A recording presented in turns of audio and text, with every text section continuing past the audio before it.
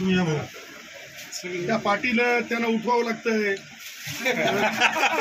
त्याच्याशिवाय उठत नसतात काय नाही काय आम्ही बरोबरच आहेत तुम्ही काय आम्ही कंटिन्यू बरोबर आहे मामा तुम्ही इकडे बघा एक काम करा एक बुक एक सेकंड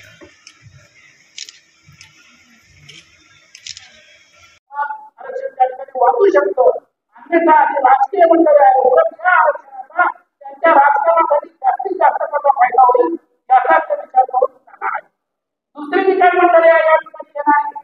त्यांनाही असं वाटतं की बरेचसे व्यावसायिक आहे त्यामुळे अशा पद्धतीची एक भीती आपल्या सगळ्यांच्या मनामध्ये निर्माण झालेली आहे आणि ही भीती काढून टाकायचं सगळ्यात महत्वाचं जे काही काम आहे ते गुणवत्ते सणावरच्या पाठिंबा दिलेला आहे कायदेशीर बाजू आपल्याला समजून सांगितलेली आहे आणि त्यामुळेच आपण छाती ठोकपणे सांगतो की आमचं असं जरी असलं तरी आपल्याला बाजू लावून चालणार नाही प्रत्येक प्रत्येक ठिकाणी आपल्याला त्या ठिकाणी पुढे येऊन आपल्या आरक्षणासाठी भांडावं लागणार आहे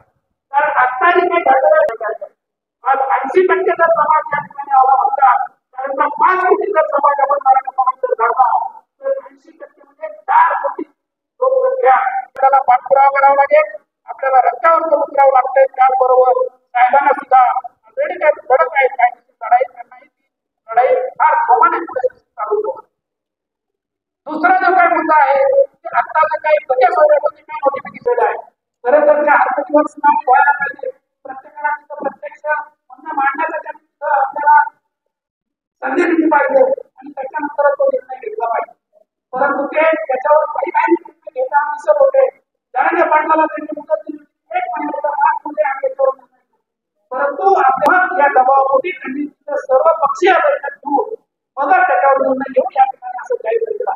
परंतु या सर्व पक्षीय बैठकीमध्ये या आमदारामध्ये ओबीसीचे आमदार नाही आणि जे काय आहे तर त्या पक्षाला बांधलेले आहे म्हणून त्या गतीला असं वाटत त्यासाठी आपल्याला फार मोठा दबाव निर्माण करावा लागेल तिसरा जो काही मुद्दा आहे की अण्णासाहेब पाटील महामंडळ त्यांनी सुरू केलेला आहे त्यांच्या मार्फत तरुणांना